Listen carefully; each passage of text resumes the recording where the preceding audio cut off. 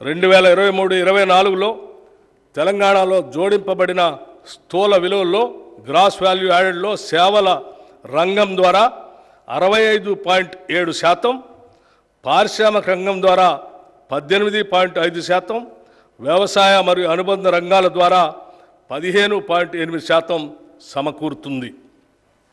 ప్రస్తుత ధరల ప్రకారం 2022-23తో పోల్చినప్పుడు 2023-24 వ్యవసాయ మరియు అనుబంధ రంగాల జోడింపబడిన స్థూల విలువ 4% వృద్ధి చెందింది.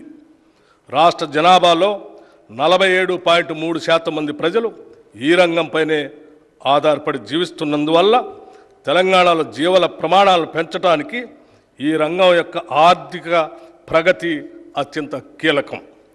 ఇక సర్వీస్ రంగంపై 33% మంది, పారిశ్రామిక రంగంపై 19.7% మంది ఆధారపడి జీవిస్తూ ఉన్నారు.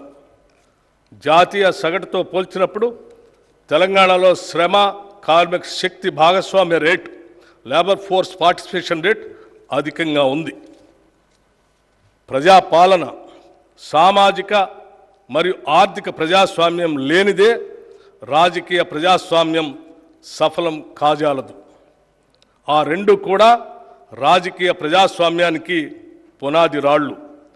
పునాది ఎంత బలంగా ఉంటే ప్రజాస్వామ్యం అంత పటిష్టంగా ఉంటుంది. Political democracy cannot succeed without social and economic democracy. These two form the foundation of political democracy. The stronger the foundation, the stronger the democracy. Doctor BR Ambedkar garu చెప్పిన ఈ సిద్ధాంతం మాకు శిరోధార్యం. త్రికరణ శుద్ధిగా ఈ సిద్ధాంతాన్ని నమ్మిన కాంగ్రెస్ ప్రభుత్వం దానికి అనుగుణంగా సర్వతోముఖాభివృద్ధికి, అసమానతలు లేని సమసమాజ స్థాపనకు అడుగులు వేస్తుంది. కాంగ్రెస్ ప్రభుత్వం ఏర్పడిన అనతి కాలంలోనే ప్రజాపాలనకు అంకురార్పణ చేసింది. డిసెంబర్ 28, 2023 నుండి జనవరి 6, 2024 వరకు ప్రభుత్వ హామీల అమలుకు రాష్ట్రంలోని అన్ని గ్రామాలలో, వార్డుల్లో సభలు ఏర్పాటు చేసి లబ్ధిదారుల నుండి 1,09,00,000 దరఖాస్తులు స్వీకరించబడ్డాయి. వాటన్నిటినీ కంప్యూటర్ ప్రోగ్రాం ద్వారా క్రోడీకరించాం. వచ్చిన దరఖాస్తులన్నింటినీ పరిశీలించి వివిధ పథకాలకు అర్హులైన వారందరినీ గుర్తించి వారికి పథకాలని అందజేస్తున్నాం.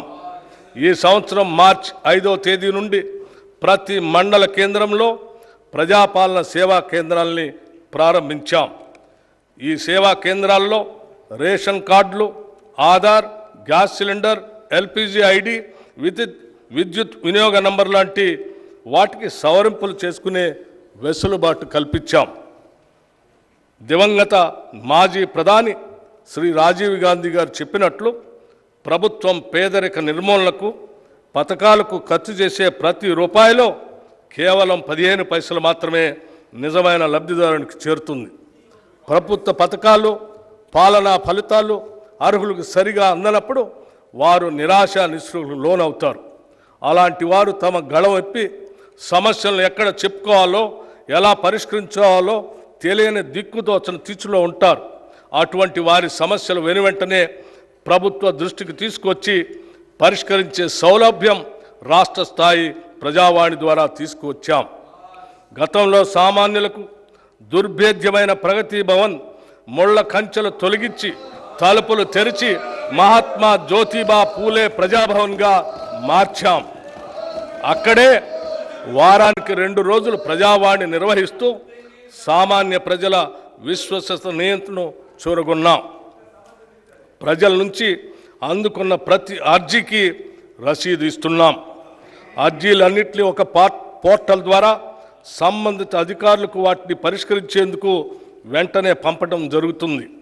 ఈ ప్రజావాణి సక్రమ నిర్వహణకు ఒక ప్రత్యేక ఐఏఎస్ అధికారిని కూడా నియమించాం.